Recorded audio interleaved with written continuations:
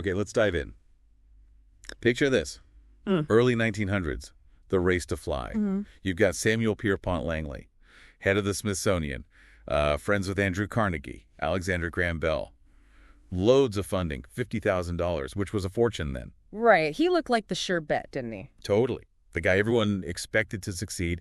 But then you have these other guys, the Wright brothers, working in Ohio, much less money, kind of unknowns, really. And yet they're the ones who made history. So what was going on there? What was the difference? Exactly. And that fundamental difference is sort of the core idea we're exploring today, using insights from a really fascinating book about the power of starting with why. It's not just a business book, though, is it? Not at all. I mean, it has huge implications for business, sure. But the framework applies just as much to, well, personal development, understanding what drives you, and how you connect with people. It really gets you thinking about motivation right from the start. Langley, seemed focused on the what, building the plane, and maybe the how, using his status and cash. Yeah, leveraging those advantages. But the book suggests maybe that deep underlying why wasn't quite there. Beyond just wanting to be first, Whereas the Wright brothers, Yeah. it seems they had this powerful belief, this conviction about human flight itself. Internal drive, Yeah. that core belief. The book presents that as, well, often the key differentiator for people who truly inspire, who achieve something lasting. It does. And this leads straight into a really powerful idea in the book, the contrast between manipulation and inspiration. Right, that's a big one. It really makes you look differently at how influence works. So many companies, let's face it, even individuals sometimes rely on manipulation. What kind of things are we talking about? Well, things like price drops, promotions, those complicated rebates where they actually count on people not redeeming them. Breakage, I think they call it. Yeah, I've heard that. Or using fear. Oh, absolutely. Fear tactics in advertising, something bad happens every X seconds unless you buy this. Or aspirational stuff like 6 easy steps to happiness, quick fixes. And the book's argument is that these tactics, they might work short-term, right? Get a quick sale. Sure, they can create transactions. But they don't build loyalty, not real loyalty. People swayed by manipulation, they're just there for the deal, or because they're scared not to be. Exactly. The commitment is shallow. And if you think about that personally, always chasing the next quick fix or external pat on the back, it doesn't lead to deep satisfaction, does it? You're just looking for the next hit. No, you're absolutely right. It's not sustainable. So the alternative the book offers is inspiration. Right, inspiration, where people act because they believe. They feel a connection, a sense of purpose, maybe belonging. It's not just about the carrot or the stick. These are the people who stick around even when things get tough. They have genuine loyalty. They act for the good of the whole because they want to. There's this great story in the book about car manufacturing, American versus Japanese approaches. Ah, yeah, the assembly line one? That's the one. The American line, if a door didn't fit quite right at the end, someone was there with a rubber mallet to kind of nudge it into place. Fixing the symptom, basically. Exactly. Whereas the Japanese philosophy described was about designing it right from the start, ensuring the pieces would fit together perfectly. It's a totally different mindset. It's about focusing on the why from the beginning, why we need precision, why quality matters, so the what and how naturally follow. Precisely. And that brings us perfectly to the golden circle. This concept is central to the book. Why, how, what. But the order is crucial. Absolutely crucial. It's an inside-out model. Why first, then how, then what. But most of us, most companies, we communicate the other way around, don't we? We do. We start with what we do. We sell computers.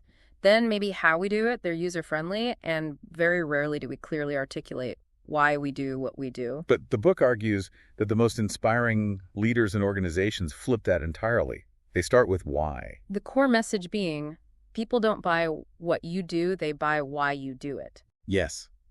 The product, the service, it just becomes the proof.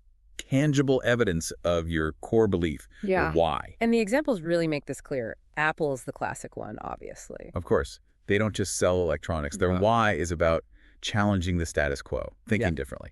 That's what people buy into. Right. And the book points out how competitors like Dell or Gateway back in the day, they were defined by what they made computers. So when they tried to launch, say, MP3 players. It didn't really connect, did it? People didn't see a why behind it from them. Exactly. There wasn't that core belief driving it that consumers could latch onto. And look at the loyalty Apple inspires.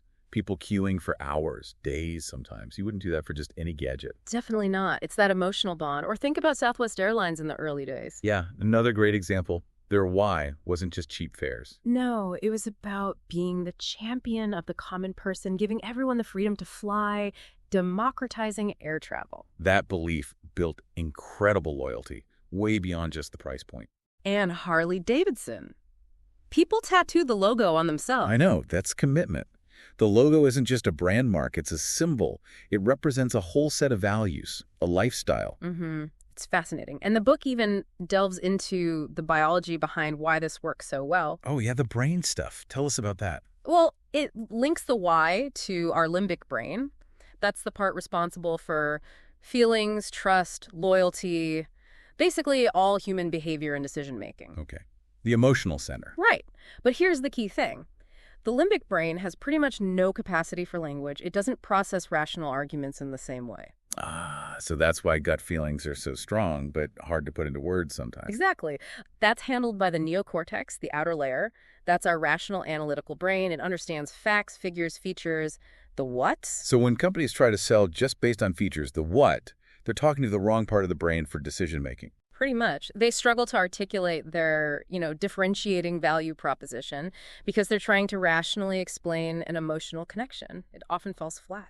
That makes so much sense. It explains why sometimes something just feels right or wrong, even if the logic points elsewhere. And it ties directly into trust. The book emphasizes that we build trust with people and organizations who share our values, our beliefs, our why. It's that alignment. You feel like they get you. Think about recommendations. You could research a Volvo for safety for weeks, get all the data. Very rational. Then a friend you trust, maybe a car enthusiast, says, nah, you should really look at the Mercedes. Yeah. Even without new data, that trusted recommendation based on shared values or perceived values can completely sway your decision. That's so true.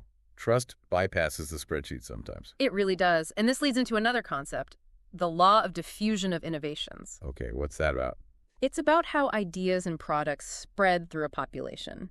You have the innovators, the early adopters, then the early majority, late majority, and laggards. The standard adoption curve. Right.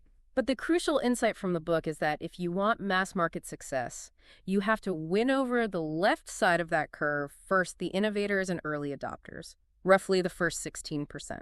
Why them specifically? Because those people make decisions based on their gut, on their beliefs. They're attracted to the why. They want to be part of something new, something they believe in. They aren't just waiting for the price to drop or for everyone else to have one. Exactly. The book argues that trying to appeal directly to the middle of the curve, the majority, with manipulations like price cuts, often fails if you haven't first secured that initial base of believers. They're the ones who create the tipping point. So you need the why to capture those crucial early believers. Precisely. TiVo is mentioned as an example. Great product, revolutionary what it. But they struggled initially because they didn't clearly articulate the why. They didn't connect emotionally with those early adopters who could have championed it. Oh, okay. They sold the features, not the transformation of TV viewing. Something like that, yeah. It's a subtle but profound difference. It also relates to the difference the book draws between energy and charisma. Energy versus charisma, how so? Well, energy can get people excited short term. A really dynamic speaker, a high-energy sales pitch. It can motivate action for a bit. Right, get people pumped up. But charisma, as the book defines it, comes from clarity of why. It's not necessarily about being loud or hyperactive. It's about having a belief that attracts others, that inspires lasting loyalty. So someone could be quite low-key but incredibly charismatic if their why is clear and resonates. Absolutely. The book uses Bill Gates as an example. Maybe not the most flamboyant speaker, but his unwavering vision, his why about the power of software. Incredibly inspiring and attracted legions of people to the cause. That's a great distinction. So how do you apply this day to day? It sounds good in theory. Well, the book offers a practical tool called the celery test. The celery test. Okay, I'm intrigued. It's basically a filter. Imagine your why is, say, to live a healthy lifestyle. That's your core belief driving your choices. Got it. Eat well, exercise, etc. So you go to the supermarket, you see donuts, chocolate, M&Ms, but you also see celery and rice milk. If you're filtering through your why of health, the choice becomes obvious. Celery and rice milk fit. Donuts don't. Exactly. Your why provides clarity. It helps you make decisions that are consistent with your core beliefs. And importantly, those consistent actions make your why visible to others. Ah, so it's not just an internal compass. It guides external actions, too. Makes your beliefs tangible. Precisely. But there's a challenge the book highlights, especially for successful organizations or even individuals over time. What's that? Success itself can sometimes lead to what the book calls a split. The why can become fuzzy. How does that happen? As things grow, complexity increases, new people come in, the original passion, the founder's initial clear vision, can get diluted. The focus shifts more towards the what managing operations, increasing market share, and away from the core why. So the organization loses touch with its founding purpose. It can happen. And the book suggests that maintaining clarity of why is absolutely vital for long-term, sustained success and the ability to keep inspiring people, especially after the original founder is less involved. Are there examples of this? The book mentions periods at companies like Microsoft or Apple during the time John Sculley was CEO, or even Starbucks before Howard Schultz returned.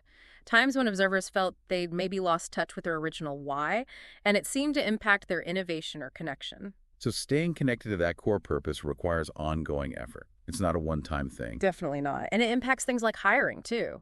The book strongly advocates hiring people who are passionate about your why, who fit the culture. Not just based on skills and experience. Skills can often be taught, but passion for the cause, alignment with the core beliefs, that's much harder to instill. Think back to Southwest again, known for hiring for attitude first. That aligns perfectly with prioritizing the why. Yeah, you want people who believe in the mission, not just clocking in. Exactly. It builds a stronger, more cohesive, and ultimately more inspired team. So bringing it all together, the book paints this picture where true success, true fulfillment isn't necessarily about beating the competition in a zero-sum game. No, it suggests the real competition is, in a way, with yourself. It's about constantly striving to be better today than you were yesterday, always in service of your why. Improving and innovating based on your own core purpose. Imagine the book asks, what if more organizations, more leaders, more individuals truly started with why? Decisions might become simpler, clearer. Loyalty could be deeper, more meaningful. Trust could flourish. Innovation might be driven more by genuine purpose. It's a powerful vision, and it really underscores how understanding your why isn't just for CEOs.